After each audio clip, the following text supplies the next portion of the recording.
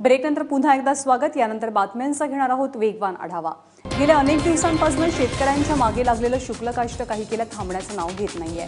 त्यामुळे अडचणीत सापडून शेतकऱ्यांनी आत्महत्येसारखा दुर्दैवी मार्ग पत्करलेला।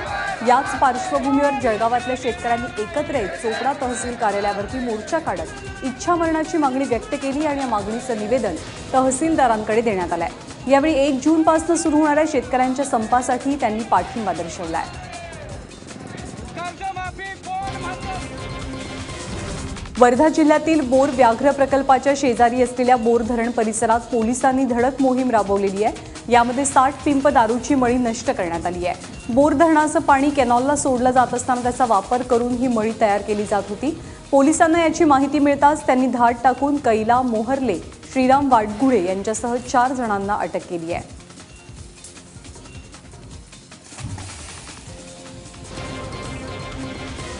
हायवेलगतचे बार बंद झाल्यानं तळीरामांनी आता भर वस्तीमध्येच दारू पिऊन धिंगाणा घालायला सुरुवात केली।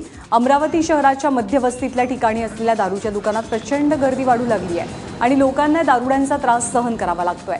त्यामुळे संतप्त लोकांनी दारूच्या दुकानांसमोरच ठिय्या आंदोलन सुरू केलं। त्याचसोबत त्या ठिकाणी खुलं वाचनालय सुद्धा ग्रामस्थांकडून सुरू करण्यात आलंय।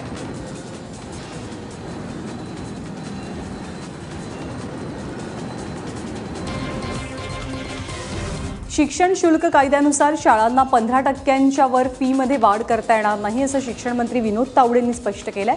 त्याचसोबत 10वीच्या विद्यार्थ्यांचा शिक्षणाचा कल कुठे आहे आणि त्यांनी भविष्यात काय करावं हे जाणून घेण्यासाठी शासनाच्या शिक्षण विभागाकडून महा करियर मित्र ॲप लॉन्च करण्यात आलं। मुख्यमंत्र्यांच्या हस्ते या ॲप्लिकेशनचं उद्घाटन करण्यात आलं। त्यावेळी विनोद तावडे बोलत होते। राज्याचे ऊर्जा मंत्री चंद्रशेखर बावनकुळे यांनी सपत्नीक शिर्डीतल्या साईबाबांचं दर्शन घेतलं। सोबतच शनी शिंगणापुरात जाऊनही त्यांनी दर्शन घेतलं।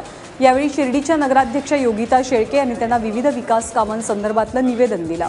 आगामी साईबाबा समाधी शताब्दी सोहळ्याच्या निमित्तानं महाराष्ट्र राज्य वीज वितरण कंपनीच्या इलेक्ट्रिक लाईनमन स्टाफची भरती करून स्टाफची संख्या वाढवावी याबद्दलही निवेदन देण्यात आलं।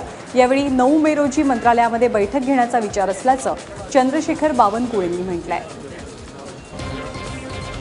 एखाद्या याचिकेत राज्याच्या मुख्यमंत्र्यांना प्रतिवादी करण्यापूर्वी नीट विचार करा अशी समज मुंबई उच्च न्यायालयाच्या मुख्य न्यायमूर्तींनी याचिकाकर्त्यांना दिली आहे। मुंबई पुणे एक्सप्रेसवेचा टोल बंद करण्याविषयीची जनहित याचिका आरटीआय कार्यकर्ता प्रवीण वाटेगावकर यांनी मुंबई उच्च न्यायालयात दाखल केली। वाहनांच्या वाढत्या संख्येमुळे या रस्त्याच्या उभारणीचा पूर्ण खर्च हा अपेक्षेपेक्षा लवकर पूर्ण झाल्यामुळे ही टोल वसुली तात्काळ बंद करण्याची मागणी या याचिकेच्या माध्यमातून करण्यात आली आहे।